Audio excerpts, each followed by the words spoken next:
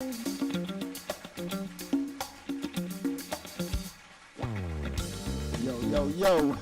what's going on, world? Welcome to the Life Malcolm Show right here on In Touch News. I am your host, Life Malcolm. First of all, I want to give my deep and profound appreciations to DJ CEO and Mrs. DJ CEO, a.k.a. Tampa Bay Tammy, for providing this platform for the Life Malcolm Show and other shows on the network. Definitely want to give a big shout out to my super duper producer back in the chair when I'm on air. That's right, the one and only DJ ANA stopped by to help out tonight, even though she's moved on up in the world. She still stops by to take care of the little people she helped get started. And I really want to appreciate that. So official particulars. If you tuned in, wherever you're tuned in, I want you to know that you can tune in to the Life Malcolm Show on the In Touch News page on Facebook, on the In Touch News channel on YouTube, and you can go to www.intouchnews.com and check us out there as well. Also, you can call in. This is a call-in show. The number is 813.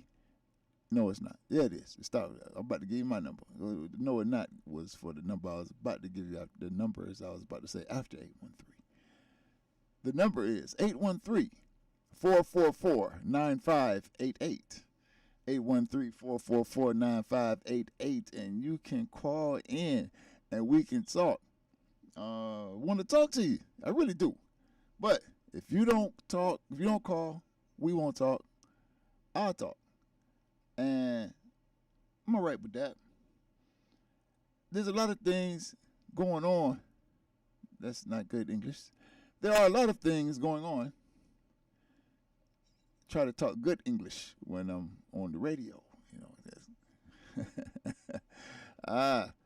but a lot of things going on, and we got to touch on them here and there as we close out the year. We want to definitely give the show a narrower focus as very important things unfold in our community and in the world at large.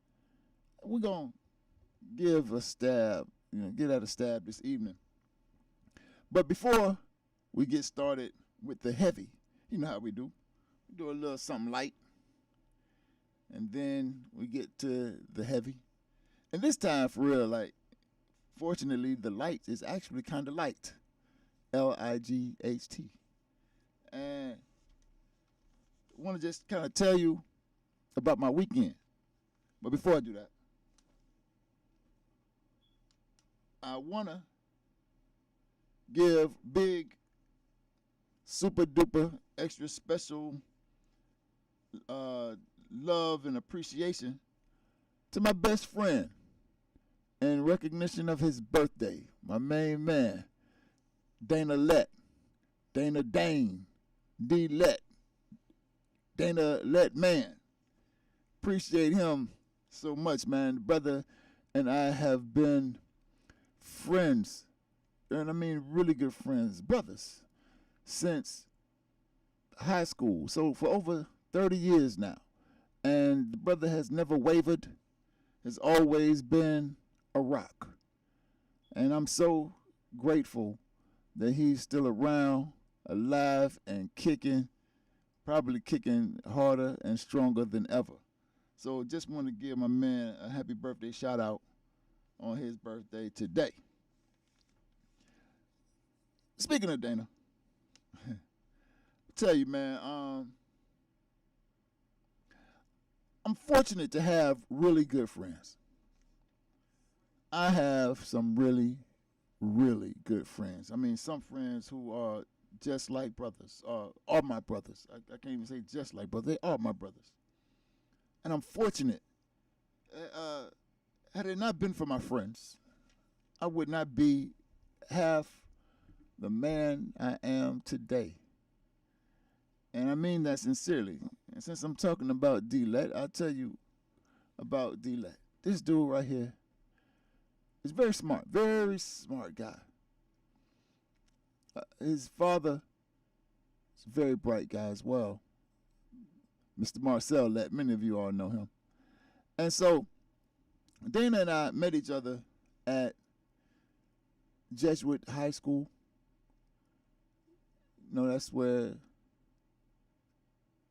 high school is where you meet some people and relationships might last for a lifetime. And I'm fortunate enough, not just good ones either, you know. So I'm fortunate enough to have met Dana at Jesuit, and while we were there, I would spend a lot of time at his mother and father's house. Shout out to Mrs. Stella Let, who was definitely an oak in our community, and I had an opportunity to witness how they being Mr. and Mrs. Let, you know, nurtured their children. And not only did I have the opportunity to watch it, but I benefited from it. I didn't grow up in that kind of environment. I grew up in the world. What's this doing? I grew up in the world where people, you know, that's not the same thing. I grew up. My super producer, a little rushed. We just knocking the rust off. Right? But I grew up in a world where my mother and my grandmother raised me. So you know, Pops went around. Then my Uncle Junior boy was around, and Uncle Junior was a trip. You know, he really funny guy, hardworking man. But I wouldn't call him a very you know, intellectual type. But you know, bright nonetheless in his own right. You know, could definitely, you know, handle a hammer and make sense of a mess around the house. You know, turn my grandmother's dreams into realities. He had that kind of skill. But I mean, when you talk about just being, you know, a scholarly type, I didn't grow up around that, and I think it's something to be said about scholarly types. You know, I can even tell in my own life how knowing more stuff has changed me, but I'll get back to that in a moment. My grandmother was retired when I was born, and my mother was 34, and my pops was 36, and like I said, pops weren't really around much, but my point is, I was raised by older people. You know, they're old now, but certainly older people, and you know, a little rough around the edges sometimes, if you ask me. And don't get me wrong, I don't have no regrets about my upbringing. I'm just telling you how it was, because this is how it was. And I'm getting to a point. You know, there was a lot of hollering at my house. I don't know if them old people just couldn't hear well or what, but there was a lot of hollering and screaming. And not, you know, nasty, mean type hollering, but the kind of hollering that just, you know, just made it seem like everything was urgent. You know, like, go in there and turn the TV off. You know, like, oh Lord, like, if not the TV gonna blow. Go, we'll let the lights on. Oh Lord, you know, just a lot of just hollering. You know, just intense energy. And you know, at the Let house, you know, it was just everybody had a little mellow voice. You know, all the commands, you know, didn't even seem like commands. Matter of fact, they probably weren't commands. They probably just requests. You know, will you do? Please go in there. You know, that kind of thing. And so, as Dana and I matured into adults, we began to. Because as children, you know, I thought everybody acted a damn fool like me. You know, I was always that's what I knew, and Dana was always cold, cool, you know, chill, And so Dana and I, not too long ago, just a few years back, we talked about how different we are, regarding our personalities, despite our closeness and despite our Gemeinschaft. And Dana, being a very bright guy, summed up or analogized our existence juxtaposed one to another and said that he's like a glacier and I'm like the volcano. They both have incredible potential and incredible kinetic energy once they get moving. But one has that chill, still energy, and the other has that fiery, raging type of energy. And I thought that was a pretty good analogy. And all I wanted to do after that was learn how to get my glacier on, because I could see how beneficial it is to be a glacier. And I really appreciate my friends who have tolerated that volcanic foolishness for so long. I mean, granted, the fire has its place, but the cool energy, the same type of energy, in a less raging way, is just as magnificent. So I've learned. And so, these guys, Dana in particular, have allowed me to learn from them and become patient. And I'm so happy. This morning I was at the gas station getting gas. And I walked in, I'm in lines, a dude in front of me. This in the morning too, everybody I guess hustling out trying to get to work. And this dude in front of me got like a quart-sized Ziploc bag full of quarters, shopping at the front window with the, let me get that in. Let me get that. How many quarters? And you had to have some glacierness to, just to deal with that situation. And in came a volcano, got behind me like, oh, hell no. And what the hell? This stupid. And all the stuff that I can't say. I mean, it's going off. Can't wear a number about this big, but just going off to the point that when the man with all the quarters walked out, I told the brother, I said, hey, brother, go ahead. Go right in front of me, brother. You seem like you in a hurry. So the brother went on ahead and did his business. Then he went outside and he hollering at the children in the car, hollering at the woman in the car. I don't even know what this African hollering about. And he jumped in the car and sped off. And I thought to myself, I'm so grateful to have such good friends, because I used to be that kind of fool. And I am so, so glad that I've learned from them and learned myself. Not to be that kind of, because I never want to look like that. If I'd have known I looked like that when I would behave that way, I would have stopped. And now, mind you, I've been better. I've rehabilitated been rehabilitated over the past 20 years or so. But I'm just saying, just the fact that, like I say, me and Let have known each other for 30 years, so people put up with that foolishness. And it's nothing but straight up foolishness, and I'm so thankful that I've learned just to be patient, because I have babies who watch me, who, when I say babies, of course Aisha is 24, and Journey is 14, and Yaya is 12. But I have babies who look at me for leadership, for answers, for examples, and I cannot betray them by being one of those parents who say, do what I say and not what I do.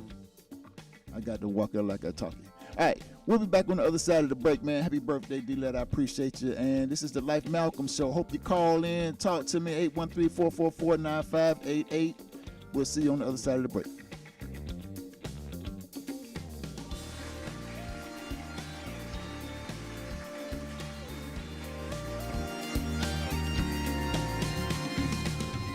Comes to reality radio, everyone is a star. Shining star for you to see what your life can truly be. On your smooth soul and R&B station. On the World Wide Web. In Touch Radio. We're playing your favorite old school. Ain't nobody loves me better. Makes me happy. Makes me feel Today's R&B. there is magic in the With a smooth touch of jazz.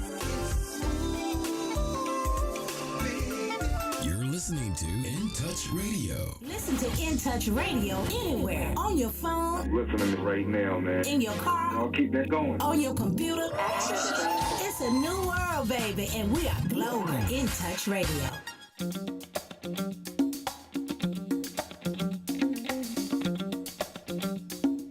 Yo. All right. Here we go. Back at it on the Life Malcolm Show. Welcome back. I really want to appreciate you.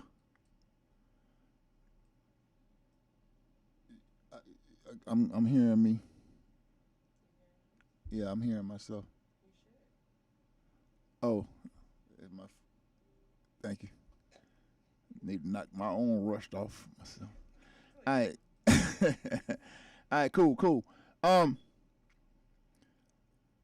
right. So, one of the things that have definitely helped me be a better African,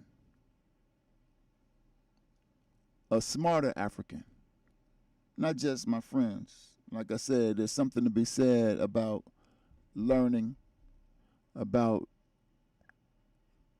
educating oneself, elevating oneself by educating oneself.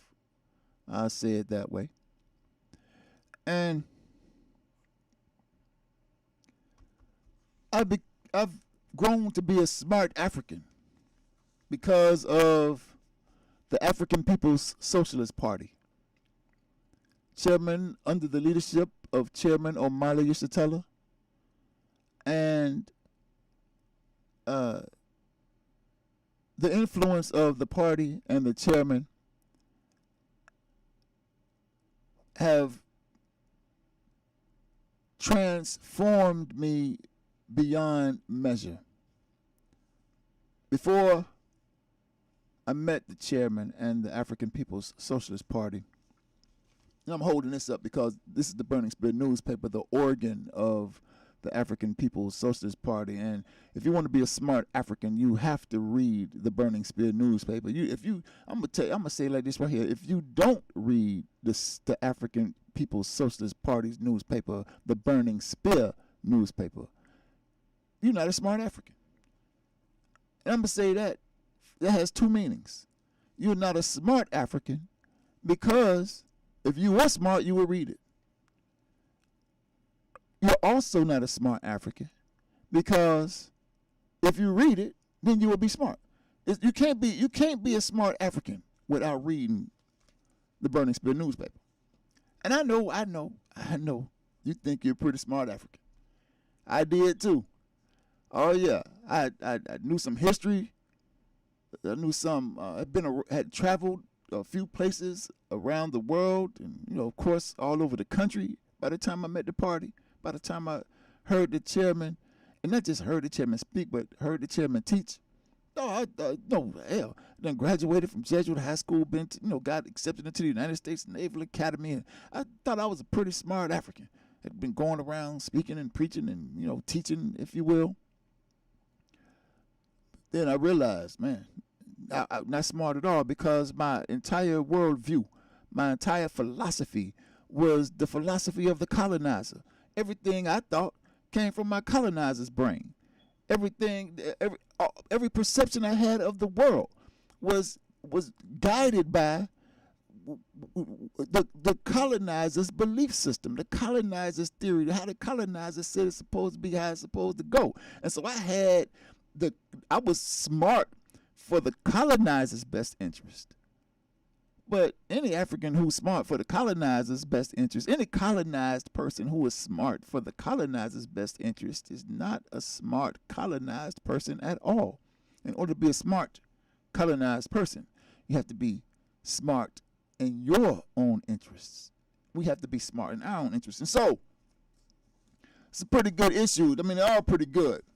But a lot of people talking about Afghanistan right now, and those, especially those Africans who think they're smart Africans, they can chime in on it. As a matter of fact, I think you can go almost to any part of the hood, barbershop, beauty salon, cafeteria, corner, whatever, and say Afghanistan, they're gonna have something to say. Many, I would say, Africans gonna be like, well, they shouldn't leave our troops over there. What's wrong? Some kind of wacky conversation. We shouldn't have been over there in the first place. I agree with that, but they have a different rationale as to why we shouldn't have been over there in the first place. If they want to kill themselves, they want to do that, this and that to themselves, then let them do that. We shouldn't have been over there in the first place. And I wish they had that whole idea when it comes to us, because them the same Africans that be like, but we need the police. They be like, let the outsiders don't have to go over there to Afghanistan and be all in their business. That ain't none of our business, no way. But then they welcome the outsiders to come and get in our business, right? Because they're not smart Africans. But listen, I'm going to give you the opportunity to be smart, like me, like every member of the African People's Socialist Party and the Uhuru movement. We're smart because we get educated. Not smart because, I'm going to tell you, I did a lot of schooling, especially in the recent few years. Spent a lot of money to do it. I wouldn't say that was smart either. And none of that schooling, all them classes, all them books, all them teachers, none of it compare. And I mean this on everything I know and love. None of that stuff helped build my intellect, my scholarly aptitude, my understanding of the world anywhere near as much as the African People's Socialist Party's theory of African internationalism that you can find right here in the Burning Spit newspaper. So I said a lot, but now I'm going to read some stuff to you. What's going on? I see y'all watching. I got my little Facebook thing now. I can see people coming up. Hey, Christina. What's up, Stanley? All right. So, the truth about Afghanistan, the big headline on the paper is the truth about Afghanistan. Colonialism, the graveyard of imperialism. So now I'm not going to read the whole thing, but I'm going to just jump in at certain parts that I think extremely important for you. The chairman says, this is written by Chairman Amali Satella. Actually, it's transcribed from a speech chairman made. There's never been an instance where the Afghans, so there's a subtitle. The subtitle is Fight and Win Against Colonialism, Not Racism. That's a lot of smart Africans. The smartest, supposedly the smartest. They're all on TV every time you turn around talking because they think they're smart. Always talking about racism this, racism that, racism this, racism. The smart African, however, knows, because Chairman Omali Satella teaches, that we must fight and win against colonialism, not racism, and says, there's never been an instance where the Afghans as a people sought freedom from imperialist domination by being friends with the colonizers. There is no anti-racism that the Taliban talked about. They understood that they had to take their freedom away from the colonizer. Just think about them having come to a conclusion that their main slogan should be, hands up, don't shoot, which is another way of saying, I surrender. as opposed to the tremendous resistance that we've just seen in Afghanistan. Of course, for that resistance to occur with the tenacity that it did in Afghanistan, it had to be a belief system upon which it rested. People are talking about the corruption of the ousted Afghan government, a government put in place by the U.S.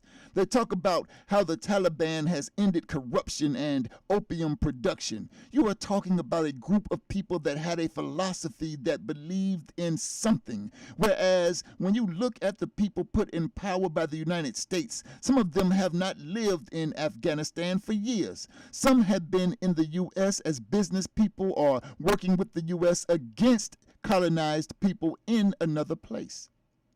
These are people who don't believe in anything. These colonizers quickly discovered just how meaningless their resistance was to the offensive by the Taliban, because the Taliban and the people who united with them believe in something.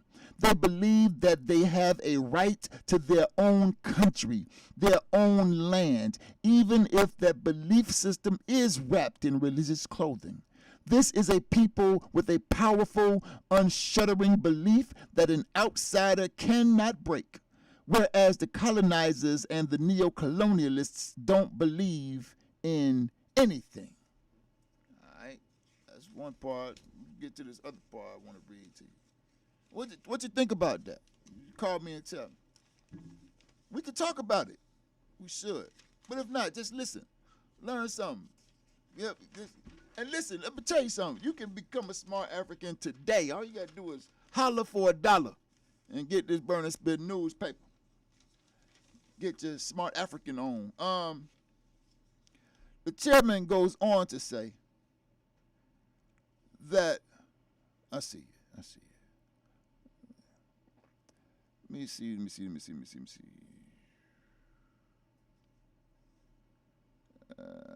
Start right here. The APSP has always said that, no, I know what, I skipped the part I wanted to go to page 8. If you have your Burning Spear newspaper, please turn to page 8.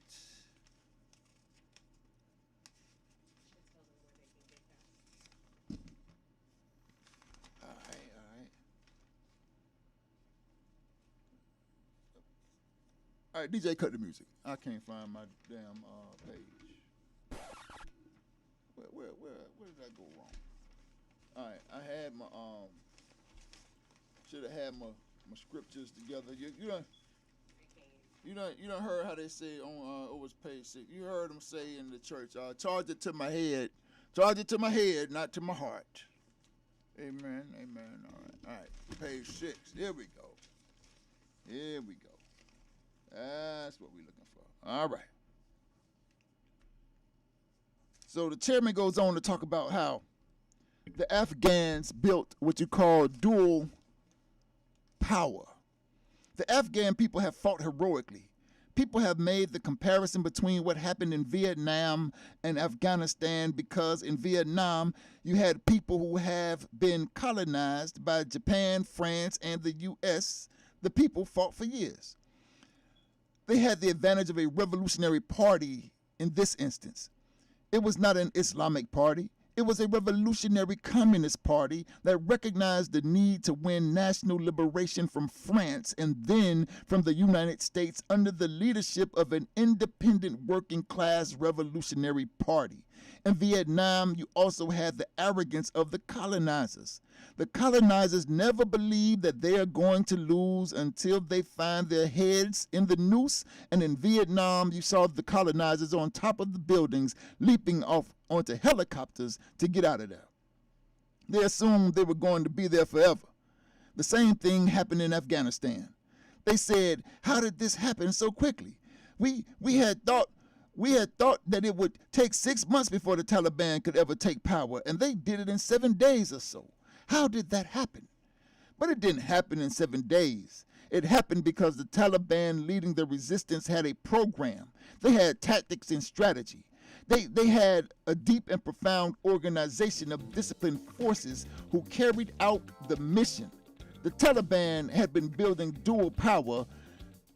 Different sectors of the Taliban had been building dual power. Different sectors of the country were being occupied by the Taliban. They collected taxes and had a relationship with the people. Sounds like I got to go to break. We'll be right back with page 14 after the break. This is the Life Malcolm Show, y'all.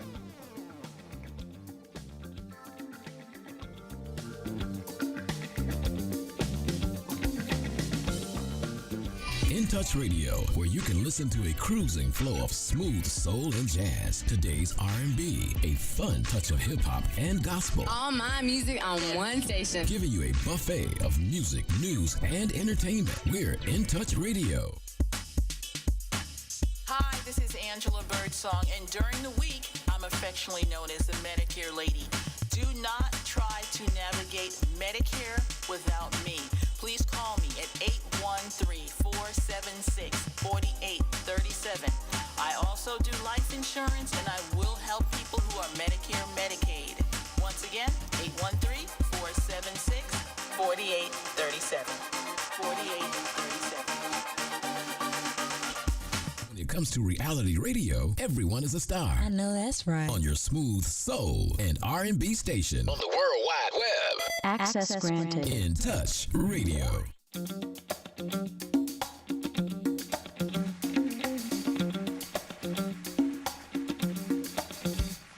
All right.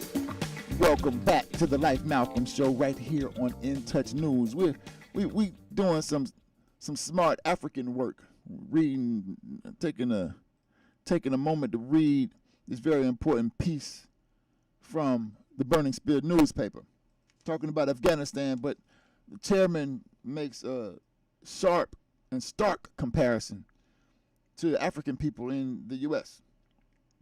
Chairman says that there can be no coexistence between capitalism and what people like to refer to as socialism. Colonial capitalism as a mode of production must be destroyed if there is going to be the socialism that so many people claim to desire.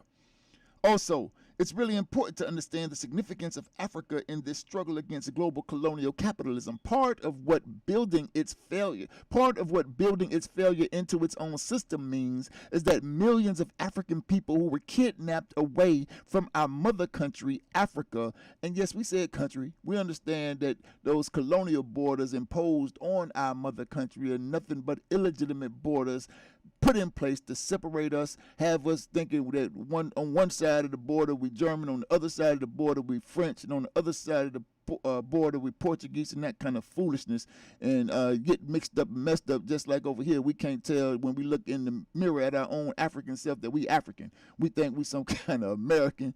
We think we some Jamaican or Haitian, instead of understanding that we are one African nation, just born in different places because colonizers spread us all around for their benefit. But back to the lecture at hand. African people who were kidnapped away from our mother country, Africa, and spread throughout the world represent strategic, economic, and political entities necessary for the ongoing functioning of the whole colonial capitalist system. We are a colonized people, and we have to be united in one struggle because there is no solution for any of us within the artificial borders created by the colonizers. The colonizers created these borders to suit their needs and then created a situation that imposed false national consciousnesses on us. We have to have one party, just as Marcus Garvey talked about. That's what we've been building in the African People's Socialist Party. The African Revolution is located all over the world, and increasingly, that African Revolution is being connected by the work of the African People's Socialist Party with the African Socialist International. This is the strategic linchpin for the defeat of colonial capitalism globally and the emergence of a new kind of social system. You cannot run around trying to seek solutions dealing with the situation in Afghanistan and any other place in the world that does not recognize that the colonial question is the primary question. The fact is that the whole African people globally live under colonial domination, just as in Afghanistan, where where people picked up the gun and fought. We have also done that inside the United States. Africans have done that. Puerto Ricans have done that. Oppressed people everywhere have been able to do that, and it's just a struggle. And Africans have done that. Let me say that back there. I can't mess that up by that. The fact is that African people globally live under colonial domination. Just as in Afghanistan, where colonized people picked up the gun and fought, we have done that inside the United States. Africans have done that. Puerto Ricans have done that. Oppressed people everywhere have been able to do that, and it's a just struggle. The reality is that anytime you have a people who are colonized, any means that they use to end colonialism and any attack that they make on colonialism is self-defense. It's not a matter of having to say that the police shot at somebody. That's not the real question. The fact is the police are the military occupation force in our communities. So any fight back is an act of self-defense made against colonialism. We've got people who are today locked up as political prisoners. Rochelle McGee, Sundiata Acoli. People claim to love Assata Shakur so much, but they don't unite with the struggle against colonialism. That's what these comrades were fighting against. You can't give proper support to them without recognizing that African people as a group are fighting against colonialism. The African Revolution and the anti-colonial movement of the peoples of the world have to step forward and claim their rightful place as the leaders of this revolutionary project. The African People's Socialist Party has to assume our responsibility and leadership throughout the African world as the advanced detachment, the general staff, the vanguard of the African Revolution. All right, now, if you sat there and listened, you are now officially on your way to being a smart African. We ain't fighting against no racism, some idea that's in somebody's head, and whether they like us, and trying to figure out how to train them to not be racist, and all this kind of foolishness, and praying for them, I guess, and forgiving them when they racist, canceling them. No. That's foolishness. We, as the chairman so clearly and aptly put forth, we have to organize in our own interest to take power. We have to be organized to take power, not to take some liking, some favoritism or something like that. No, we have to take power and control over our own lives. I plan on talking to you next week about the police. Not the police in general either, but the Tampa Police Department. And I try not to talk about them too much on this program because they don't deserve that much airtime. But as of late, you got these, like I said, there's a lot of stuff going on in our community. And as of late, you got this stuff, I guess they call it renting while black. I've heard it phrased that way. Well, now, there's this big story. It's a white man. Not an African. It's not in the Burning Spear. We should have wrote the story. But hell, I wasn't faced with the issue. Nobody talked about the issue. I don't know why we went to some other organ to talk about the issue instead of making our plight known to the people who have the organizational capacity to win when we unite. Well, actually, I do know. Again, that's the consequence of not being a smart African. But anyway, the story came out where there's this relationship between the police and landlords in Tampa, the Tampa Police Department and landlords in Tampa. And they're getting together, and the police lock you up, sometimes make up something and to charge you with, because many times the people don't even get convicted. So they just make up something, put something on you, give you a charge, then call your landlord, and next thing you know, the family or somebody in the residence is on the outs. Something like that. I don't know the whole scoop. That's why I said next week we're going to talk about it, because I got to learn a little bit more. But I've just been catching bits and pieces about it, and people have been talking about it now for about a month, so I figured it's worthy of some consideration. We're going to talk about it.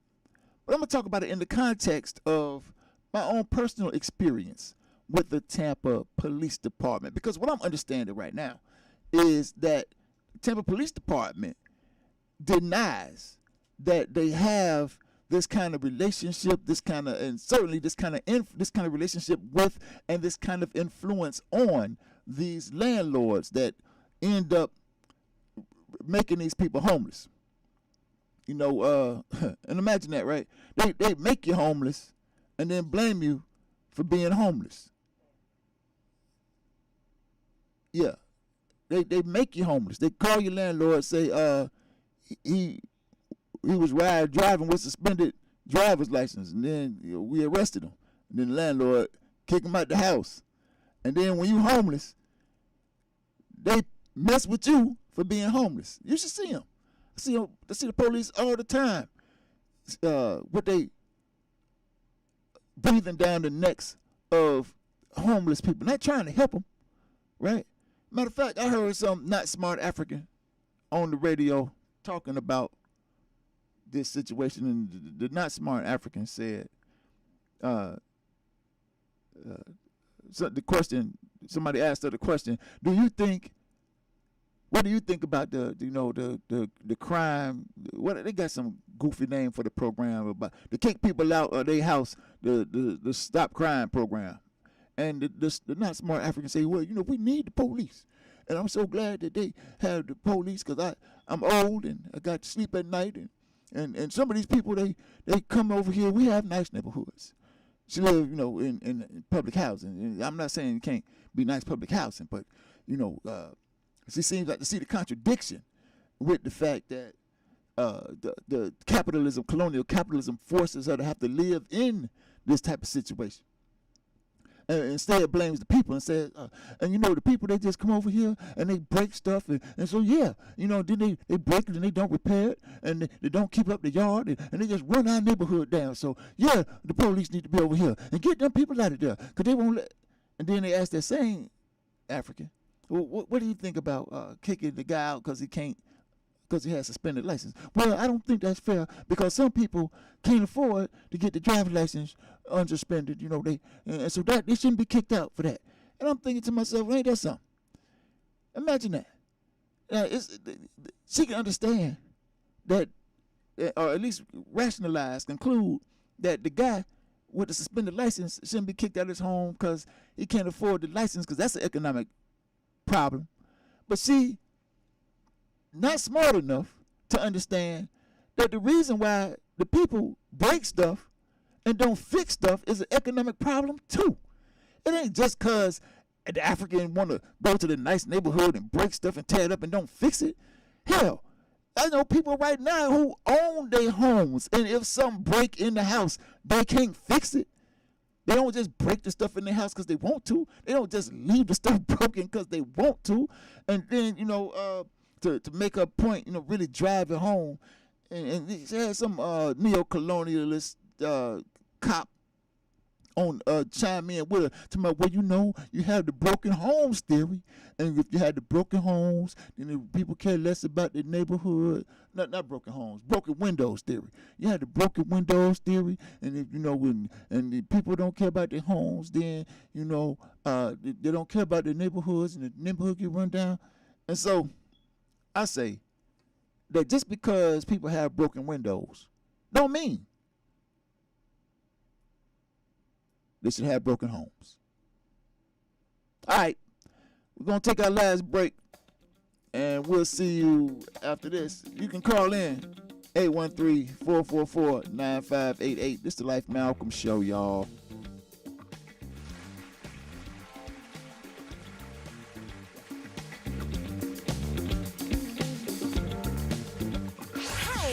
Tampa Bay Tammy. Tune in to In Touch Radio. Let's share something about ourselves. Reality radio, where everyone is a star. In Touch Radio. Smooth Soul is In Touch Radio.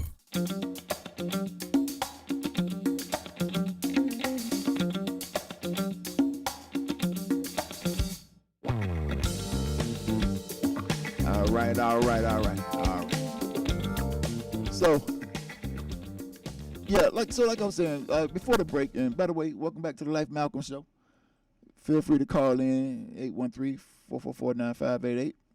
And right before the break, well, in case you missed it earlier, we read from the Burning Spear newspaper talking about being a smart African today.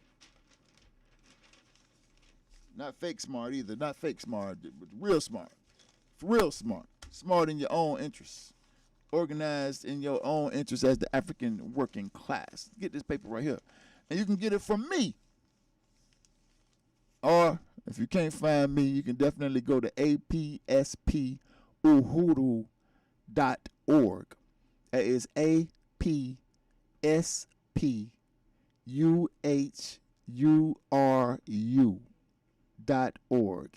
apspuhuru.org. And then you'll see a link that says the Burning Spear, and you can click that link and grab your Burning Spear newspaper. Become a smart African. Amaze people.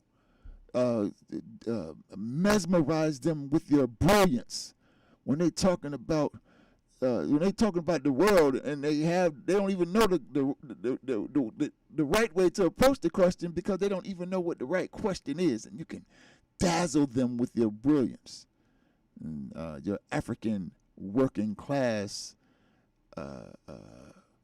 theory of I have to be careful, because I know them people listening, man. I got to get the right word for you and them. They know you can dazzle them with your brilliance because they know you have the African working class theory geared towards making the world a better place for all people. Yes, they will. And so, yeah.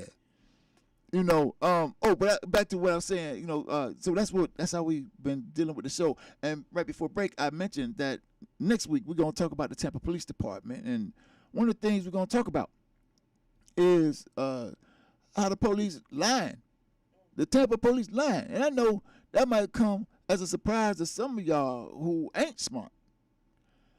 But there's smart Africans who know for sure the police, Tampa police. I'm not just talking about this is not the kind of philosophy that says, all police ain't bad. Hell no. All police are occupiers. Every last one of them are colonial military occupying forces in the African community. Save none. And so, when I say the Tampa police, I want you to know that I know these people. This is a special kind of line group right here. They have no qualms about pissing in your face and calling it rain and telling you better like it, because you ain't going to get no rain nowhere. You ain't going to get no better rain than this right here. Yeah. And so I've lived it, got record. That's what, next week I'm going to come with records, with proof of the lies that the Tampa Police Department tells the African community. I can't say that word, but the bull stuff. How about that? You know what I want to say. Yeah, the bull stuff that they tell the African community. Yeah, and then tell us it's for our own good. So next week we're gonna have that robust discussion about the Tampa police. But as we come to a close, I want to tell you about my weekend. Did I tell you about my weekend? I didn't tell you about my weekend. All right. So at the beginning of the show, I talked about the fact that I'm fortunate to have good friends, and I am. One of my good friends is Crystal Murray, Miss Work. She be out here making it happen. She's a bon vivant, pulling people together, right, in some of the most festive ways. And she is also a cancer survivor. Proud of her for taking that struggle on and overcoming it and coming out on the other side looking magnificent and shining that magnificent light on the rest of us. She put together this amazing event this past Sunday and featured singers, included saxophonist Marlon Boone was there. Forget this other lady's name, Valerie. I can't remember her whole name, but Valerie, the singer, incredible. My main man, Tremaine Lamar, was there. The Beatdown Band held it down. And the legendary Chubb Rock was in the building and dropped the old school party on us to close out the night.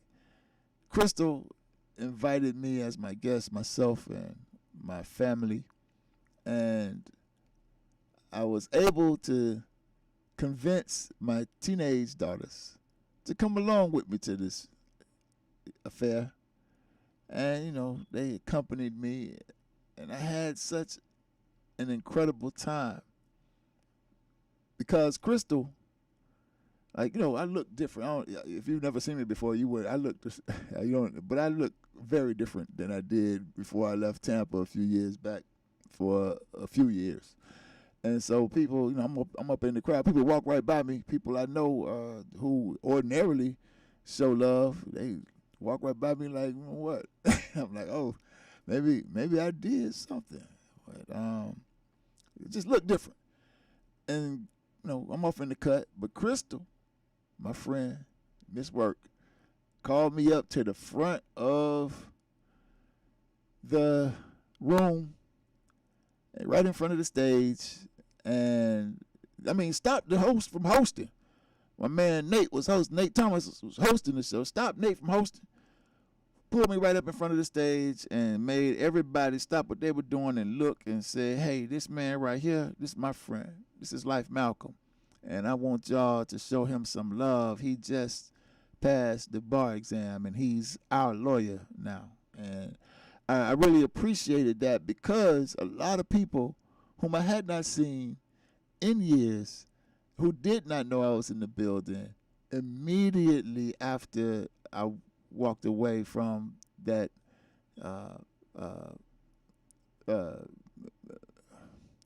very special presentation, people just came up to me, man, like with so much love and appreciation and encouraging words, and expressing how inspiring the story, my story, is and has been for them. It was just so cool, man, to see so many people. Got a chance to see my main man, Sean Brown, incredible musician, keyboardist, singer, whom I had not seen in a very long time. My man Pascal. It was just amazing. And my homegirl Paulette, who does a thing with PE. She's like PE's road. That's Public Enemy. Public Enemy's road manager. And just my man Percy, who does the detailing. Just so many people. My man Vic, Victor Lee, and it was just love in that building, and for the first time since I've been back, it just felt really good to be home. Just really good. So I appreciate you, Crystal, for that, and definitely owe you for both the invitation and the presentation. And my daughters and the pictures that my daughters and I took are priceless. So I don't know how I can ever repay you for that. So yeah. Oh, and I got to slap hands with Chubb Rock. And you know, what I mean, you know who Chubb Rock is? Wow, because you don't seem impressed. I said his name like 2 times. You weren't like, what? Chubb Rock? You know, yeah, treat him right. 1990, Chubb Rock jumped upon the scene with the mean. I was born in 87. Oh, you were born in 87? You were like 5? Yeah, okay, well, that's like, also, not this weekend, but yesterday, I was in the parking lot and bumped into Hulk Hogan. You know who that is? I do. Oh, okay. Yeah, and so I shared that news with a couple of people. They're like, yeah, they were born in 92. And I was like, okay. Actually, they were like, Hulk Hogan, ain't that the old guy on the commercials? Man, I used to watch the Hulkster every Saturday religiously. Yo, I think it used to come on at 11 o'clock. Maybe on channel 44, WTOG. Might have been channel 28, but I want to say it was channel 24. And, yeah, you know, the whole that was before it was WWE. It was WWF. And it was just an incredible time, you know, every Saturday watching it with all your friends and cousins and whatnot. It came on right after cartoons and Super Friends and whatnot. And so, yeah, got a chance to, you know, bump into the Hulkster. And also, yesterday, for the first time, this is old white man with the nicest heart. Always out in front of the courthouse. You can find him outside with this little red and white megaphone and speaker box playing his Christian music. And I don't know if he's singing, but he's certainly lip syncing. I don't see that vein popping out, so I don't think he's singing. But just a really, you know, really cool guy. And we've known each other at least just by bumping into each other at the courthouse for years, like decades now, at least more than a decade for sure. And, you know, every time he sees me, it's like nothing but handshakes and hugs. And I said, man, let me get a picture with you, because I don't even have no picture with you, man. I've been knowing you all this time. We don't have a picture together. So we took a picture together, and that made my heart so happy. Yeah. All right. So I guess as we close, I got like a minute. Got 2 minutes. All right, cool. Earlier, I talked about my friend Dana Lett and his birthday and the influence he had on me. But in having that discussion, I also talked about how I've had a long, long struggle, you know, overturning the influences that shaped the childhood influences that shaped my character as a young adult, and perhaps even a young old adult, you know. And I came across this African proverb that probably sums it up. And the African proverb says, instruction in youth is like etching in stone. And that does not just go for good instruction. Whatever you show your children, whatever you teach your children, even if not directly but indirectly, you will etch it in them. So make sure that whatever it is you're teaching, instructing, showing your children, you are all right. You are all right with it being with them forever. And I can't be with you forever, but I can be with you next week. I appreciate you being with me tonight, and I look forward to the next time right here on the Life Malcolm Show. We talk about the police and lie pants on fire. Yeah. All right then. All right. Thank you so much. To be continued.